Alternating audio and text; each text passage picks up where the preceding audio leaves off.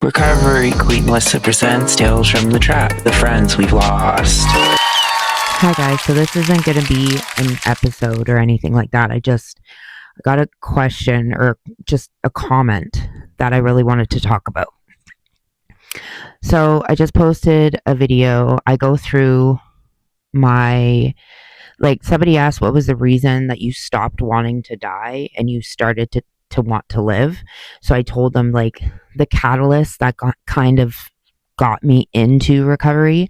It was just pure selfishness, getting bear maced and then overdosing and surviving. But it was that overdose, the one that made me go home. Kevin saved my life that night. So the comment was, so wow, it was really a coincidence that Kevin showed up. So I didn't know Kevin showed up. I didn't remember that Kevin showed up and saved my life until after I was already sober. Probably almost a year, 6 months, a year. So it's so weird how it happened because I remember being told about it, but I don't remember her saying my friend's name. So what happened was I overdosed. I had called Kev earlier in the night. It would have taken him about an hour and a half, 2 hours to get to me from where he was.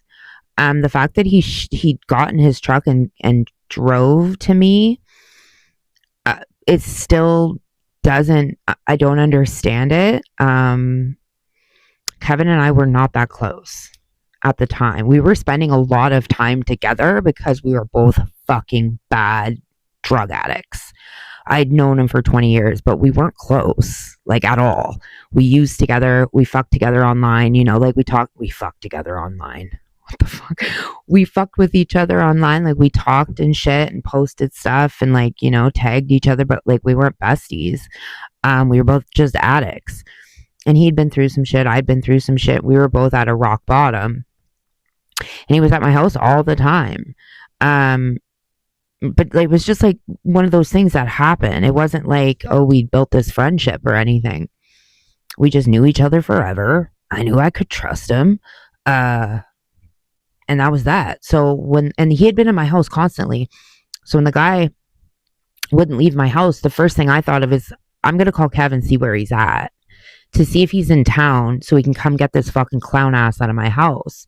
I didn't know he was in, a different town, almost 2 hours away. So anyways, I called Kev and then my landlord found me and he just happened to pull up. I get out of the hospital the next day and I go home. I go back to my place and my landlord was like, I have your phone, I have your keys. I asked her what happened. She's like, I literally just came outside to walk my dog and I found you in the parking lot in a fucking snowbank. Showed me where I was at and then told me that my friend had showed up and had Narcan, that he had said he knew me. And apparently he went to the hospital, followed the ambulance there, was in the room. I don't remember any of it. I didn't remember any of it at the time. So shortly after that overdose, I went home and I was on a really big, if you fucking even talk to me about drugs, if you ask me about drugs, I will block you. Please don't make me do this. I'm trying. And I would have people time and time again message me for drugs and me having to block them to protect my recovery and then them turn up dead from a drug overdose. It happened so many times. People that I loved, people that I grew up with since kindergarten, my friend Ty, my friend Megan, people that I love with my whole heart that I had to block because I didn't trust myself. I didn't trust myself. It had nothing to do with them. It was because I couldn't trust me. Instead of just being no, I'm in recovery, I would, at the point that I was at, probably would have went back out. So I really had to protect myself. And that took strength because I loved these people. And I'd never done that before. I was the type of person that I would put myself in stupid situations with stupid people just to get high. So could you imagine somebody I love message me asking me if I wanted dope and I block them? That was not my character. That was completely out of the norm for me. And it felt good, but then it was like catastrophic when these people would fucking die. And I'd be like, what is going on? Especially when my girl Megan died. So I knew Kevin was still in it, and I just decided not to block him. Um, I don't know why. I just decided not to block him, and he messaged me, and he was telling me how proud he was of me, and he was like, I can't believe that you made it, and blah blah blah. And he's like, I remember when we found you outside your apartment building, and I was like, what do you mean? He's like, your landlord found you and I rolled up with fucking Narcan. And I'm like, Kevin, that was you? Because I had no fucking clue. I didn't talk to Kevin after that, nothing. I went right home and really just like hid out for months and didn't fuck with nobody. Didn't talk to nobody online because like this kept recurring. Like they would, try to pull me back in. No fault of their own. That's what addiction does. Misery loves company, but I was trying. So I didn't really talk to anybody. So when Kevin was like, we found you. And I'm like, what? So you mean you rolled up out of nowhere? And he's like, no, you called me. And it all started to come back. He's like, you called me and said you needed to get that guy out of your house, that you had met a dude off Facebook. He'd been there for days and you wanted him out. And I fucking hopped in the car and came there and I found you in a fucking snowbank. And I went to the hospital, and then you fell asleep, and I left. And that was the last I talked to him. And I was like, what the fuck? Are you serious, Kev? He's like, yeah. I'm like, so bro, you saved my life. He's like, no, I rolled up with Narcan, bro. I didn't save your life. Like, he wasn't like cocky about it. Like, oh, I saved. No, he was just like, no, I just had Narcan. Like, I was coming to your place and I had fucking Narcan and you just happened to be overdosing. What a coinky dink. And I was like, oh, fuck, dude. Wow, that's crazy. I can't even believe that you were there. I can't even believe that you actually got in the car. And then I started to think, like, maybe this guy is actually my friend, right? And I knew Kevin had been through some shit. Kevin had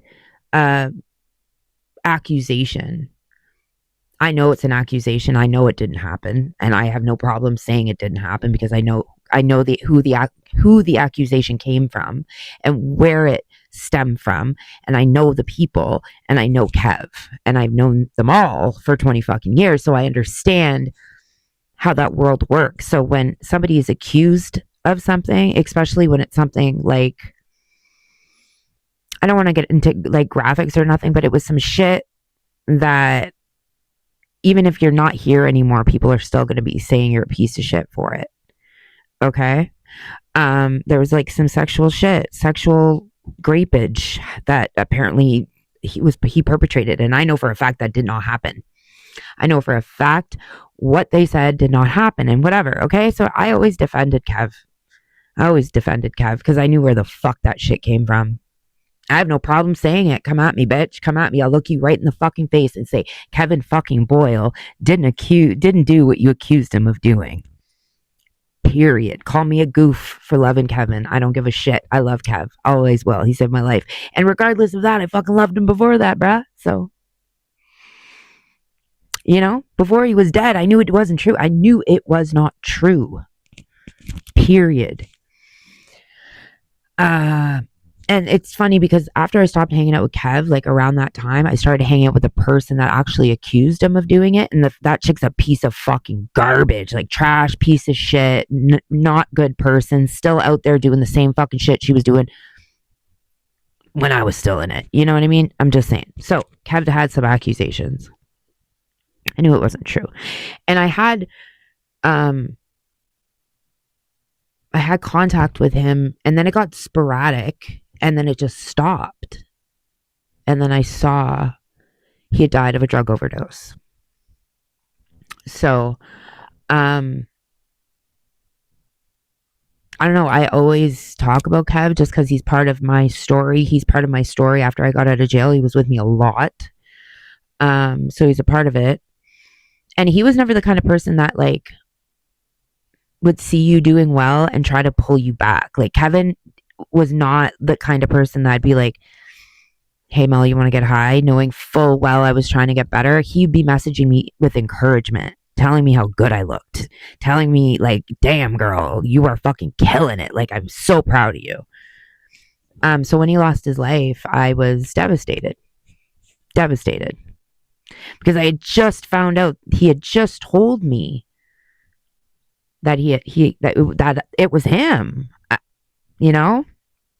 I wish I would have I don't even know if I thanked him. Like I know he knows, but so anyways, I'm at camp a couple weeks ago, and this boat pulls up, and these people get off the boat, and this woman comes over and she says, hey, where's Doris's daughter? To my mom's friend, and my mom's friend's like, oh, she's right there. And the girl comes over and leans down, takes my hand, and says, I just wanted to thank you. I want to thank you for talking about Kevin and for talking about him like he's not just a worthless addict, and for doing what you do. And she was a family member of his. And then his niece, his goddaughter, reached out to me and was like, thank you. It's so fucking crazy, bro, that my family has no connection to these people whatsoever. And we are at my parents' house on the lake, and friends of a friend, I don't even know how it happened, they pulled up and like, what? You're Kev, what? So I know Kev's up there. I know Kevin's watching me, and it's fucked up how fucking disgusting our city is. We live in Sudbury, Ontario. It's a very, people are not very cultured. They have very small minds, lack of intelligence. They have racial undertones. It's just a redneck, small fucking hillbilly town, if I'm being frank. Okay. I'm born and raised. It's my home. I've never left. Okay. But the way people are is gross. So every time I post any kind of video about my friends who have passed away, Kevin is always in it. Kevin is number one of the first ones that I put in, because that's my homie, bruh. That's my homie, and I know he was a good man. I know Kev was a good man. Every experience I had with Kevin was positive to me. I don't have any fucking weirdo memories about him robbing me or doing something shady or stealing dope. But the person that accused him of doing shit like what he was accused of, I got mad stories about that shifty ass bitch. Just saying. Not going to name names, but I can if you want me to. Because I will. I have no fucking problem at all. These people are trash. Trash. And Kevin wasn't trash at all.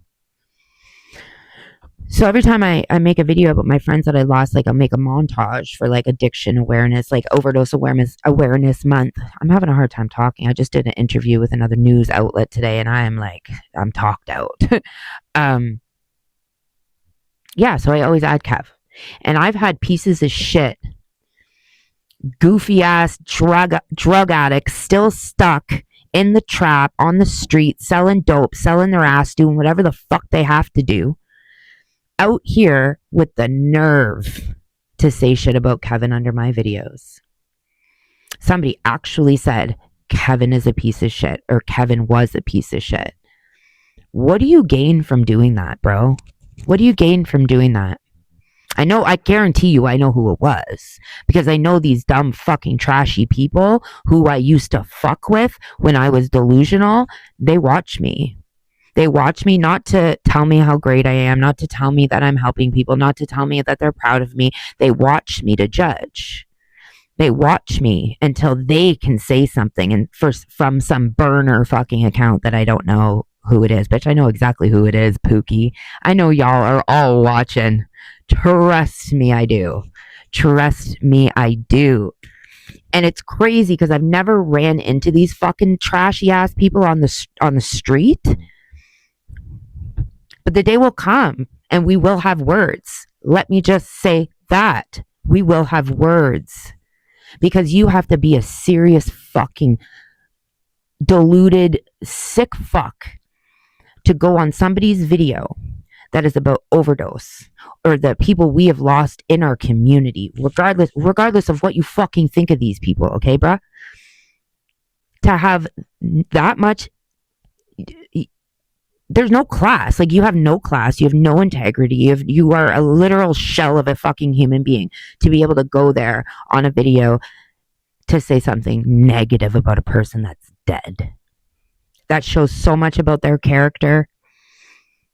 And one day I will see these people, because we don't live in a big town and I do tend to hide out. I also drive, so I'm not like walking around in the streets like drug addicts anymore. So I don't run into these people because I don't fuck with these kinds of people anymore. But one day I will. One day I will. One day I will. And one day I will jump the fuck out of my car to say something to them. Period on period on period. Okay? There's a couple people that the minute I see them, we're going to have a little chat. We're going to have a little chat. Okay? And it's not going to be about the crack pipe you stole from my house. It's going to be about some other shit. Anyways, I digress. So yeah, I don't think it was a coincidence Kevin showed up. I think because I did call him, but it definitely was serendipitous. It was fate. It was the stars aligned. And, I know that my landlord would have called 911 and I would have gotten Narcan eventually. But I can't say that Kevin didn't save my life, because I'm pretty sure he fucking did. I'm pretty sure he fucking did. And I'll love him till the day I die. He was a beautiful fucking human being. And this is our beautiful Kev. Rest in peace, baby boy. I'll see you when I see you. I hope I make you proud.